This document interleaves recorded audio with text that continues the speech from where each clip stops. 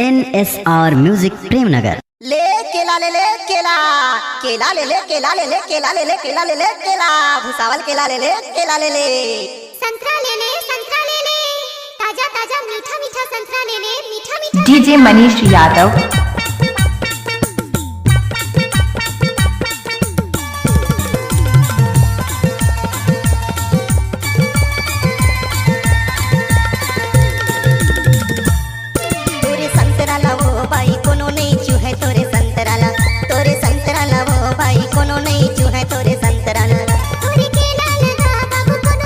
DJ Manish Yadav. अच्छा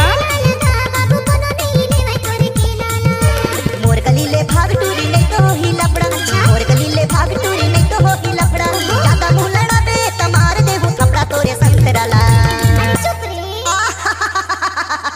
ये भाई ते मोर बात मानबे नहीं। अरे जा जा फुट रे तोरे केला लगा बाबू कोनो नहीं पूछे तोरे केला लगा बाबू कोनो नहीं लेवे तोरे केला तोरे संतराला वो भाई कोनो नहीं चूसा तोरे संतराला तोरे संतराला वो भाई कोनो नहीं चूसा तोरे संतराला।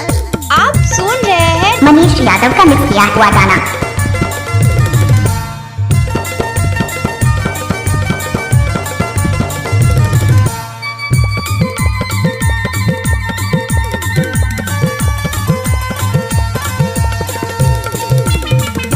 रुग बुगले करेला फूले हरियर बेनी गथाए वो मोर केला बिन चाबे बाई सही माँ। भीतर ले लिलाए वो। अरे जा जा और सुन तो मोर केला ला खाबे ना तो तहु दोबारा पूछा खाबे।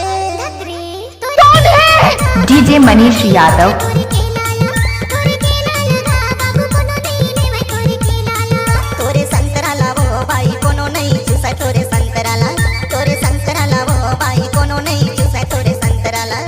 आप सुन रहे हैं मनीष यादव का मिक्स किया हुआ गाना।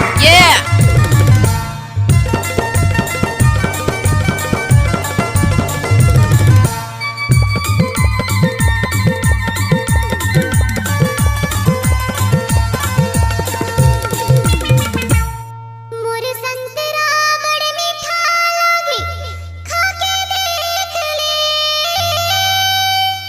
कतिका रसदार है मान से अजमा के देख ले।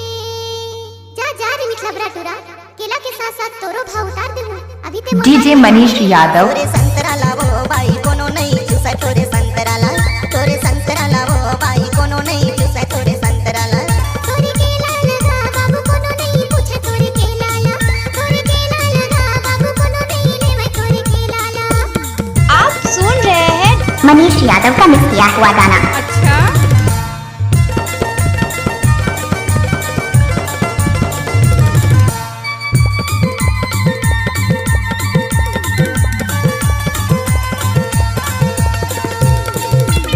संतरा ले ले कई थसते हाँ फिर आखिला चमका थसे वो केला ले कई थस टूरा फिर मोला देख के सीटीला बजा थसगा। अरे सुन ना वो मोर सोना तोला मैं हना अब बड़ मैं कथो यार ये कर ले तो कई थो ना एकरे ले तुम महू हा कई थो मोर जानू तोरे संतराला हो भाई आधा दे दे मोला तोरे संतराला हो भाई